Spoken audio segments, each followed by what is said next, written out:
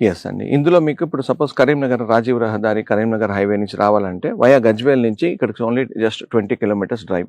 Okay. And ఇటు మెదక్ నుంచి కూడా we have connectivity. Chegunta is centre point.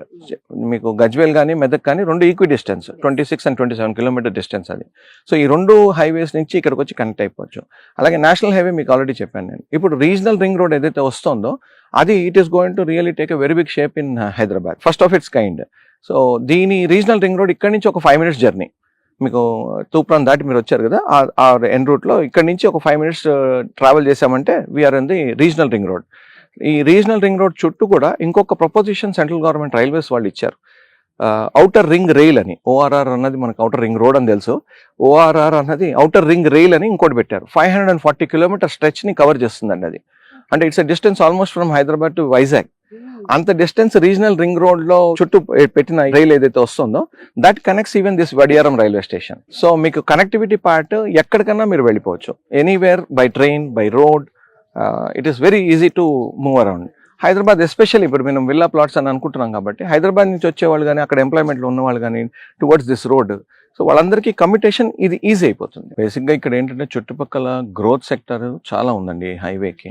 ఎందుకంటే ఇది మీకు లాంగెస్ట్ హైవే అని చెప్పాం కదా. ఈ కనెక్టివిటీ వల్ల ఏంటంటే హైదరాబాద్ తర్వాత Nagpur is a major city. ఈ రెండింటి మధ్యలో ఇండస్ట్రియల్ బెల్ట్ కారిడార్స్ చాలా వచ్చేసినాయి. ఆ ఇండస్ట్రియల్ కారిడార్స్లో మీకు ఈవెన్ సిటీ సంబంధించినంత వరకు మీరు చూసుకుంటే కనుక అవుట్స్కర్ట్స్లోకి వచ్చిన తర్వాత outer ring and regional ring road మధ్యలో there is lot of industrial belt. ITC is one of the major industry which has come on this road. ITC hotels కాదండి, వాళ్ళది ఫుడ్ ప్రాసెసింగ్ యూనిట్ అది. అంటే సన్ఫీస్ట్ ఇవన్నీ మీరు పేరు వేరే ఉంటారు. వాళ్ళు రీసెంట్ గా ఐ థింక్ లాస్ట్ గవర్నమెంట్ లో they have taken a decision of improve adding one more unit. Second unit వల్ల ఏంటంటే they are going to invest around another 450 crores or something.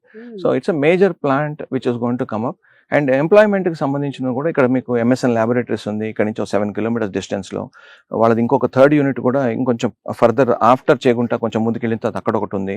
So ఈ చిన్న చిన్న ఇండస్ట్రీస్ కూడా ఈ చుట్టుపక్కల మీకు small timers like one freelance industry units ఇక్కడ మన ఈ ఎల్లమ్మ టెంపుల్ దగ్గర పక్కన ఉంది.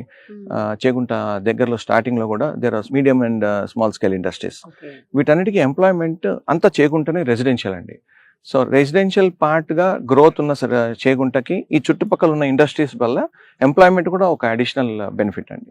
సో ఆబ్వియస్లీ రెసిడెన్షియల్ డిమాండ్ పెరిగినప్పుడల్లా రేట్లు మారుతూ వస్తాయి మీకు.